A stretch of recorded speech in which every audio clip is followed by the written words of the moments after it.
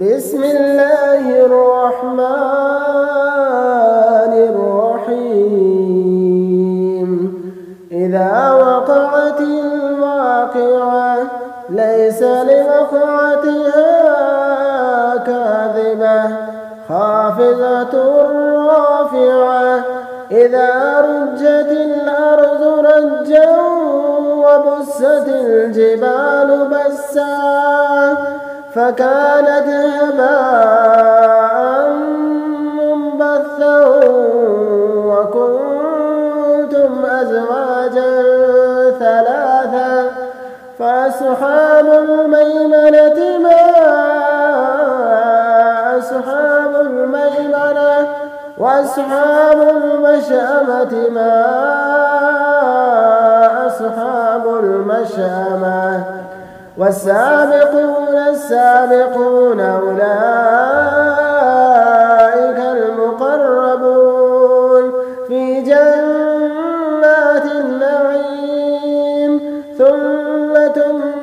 من الأولين وقليل من الآخرين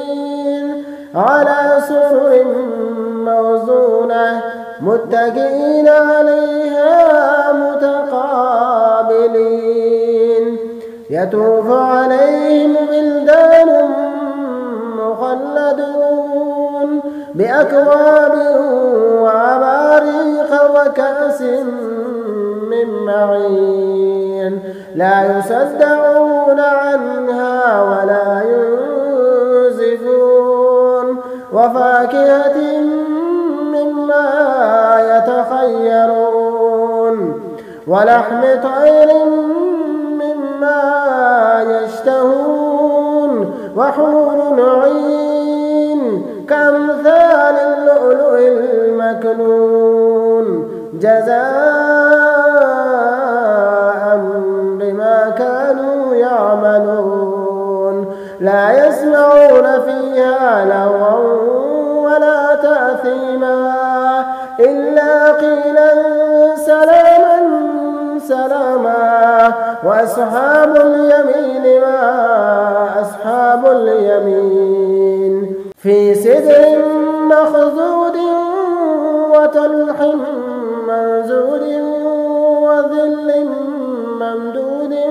وماء مسكوب وفاكهة كثيرة لا مقطوعة ولا ممنوعة وفرش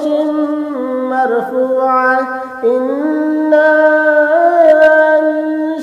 أنشأناهن إنشاء فجعلناهن أبكارا وعربا أترابا لأصحاب اليمين ثلة من الأولين وثلة من الآخرين وأصحاب الشمال ما أصحاب الشمال في سموم وحميم وظل من يحموم لا بارد ولا كريم إنهم كانوا قبل ذلك مترفين وكانوا يصرون على الحنث العظيم وكانوا يقولون إذا متنا وكنا ترابا وعظاما إنا لمبعوثون أوآباؤنا الأولون قل إن الأولين والآخرين لمجموعون إلى ميقات يوم معلوم ثم إنكم أيها الضالون المكذبون لآكلون من شجر من زقوم فمالئون منها البطون فشاربون عليه من الحميم فشاربون شرب الهيم هذا نزلهم يوم الدين نحن خلقناكم فلولا تصدقون أفرأيتم ما تمنون أأنتم تخلقونه أم نحن الخالقون نحن قدرنا بينكم الموت وما نحن بمسبوقين على أن نبدل أمثالكم وننشئكم فيما لا تعلمون ولقد علمتم النشأة الأولى فلولا تذكرون أفرأيتم ما تحرثون أنتم تزرعونه أم نحن الزارعون لو نشاء لجعلناه حطاما فظلتم تفكرون إنا لمغرمون بل نحن محرومون أفرأيتم الماء الذي تشربون أنتم أنزلتموه أم من المزن أم نحن المنزلون أنتم أنزلتموه من المزن أم نحن المنزلون لو نشاء جعلناه أجاجا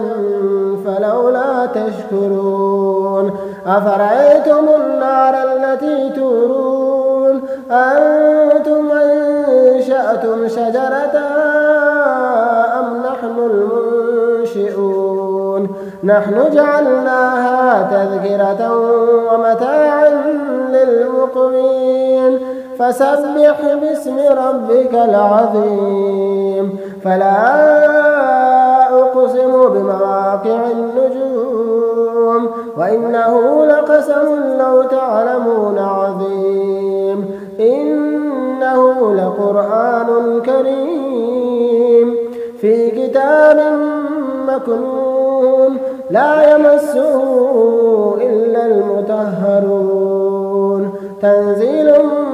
من رب العالمين أفبهذا الحديث أنتم مدهنون وتجعلون رزقكم أنكم تكذبون فلولا إذا بلغت الحلقوم وأنتم حينئذ تنظرون ونحن أقرب إليه منكم ولكن لا تبصرون فلولا إن كنتم غير مدينين ترجعونها إن كنتم صادقين فأما إن كان من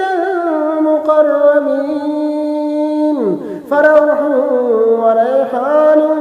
وجنة نعيم وأما إن كان من أصحاب اليمين فسلام لك من أصحاب اليمين وأما إن كان من المكذبين الضالين فنزل من حميم وتسلية جحيم إن هذا لهو حق اليقين فسبح باسم ربك العظيم.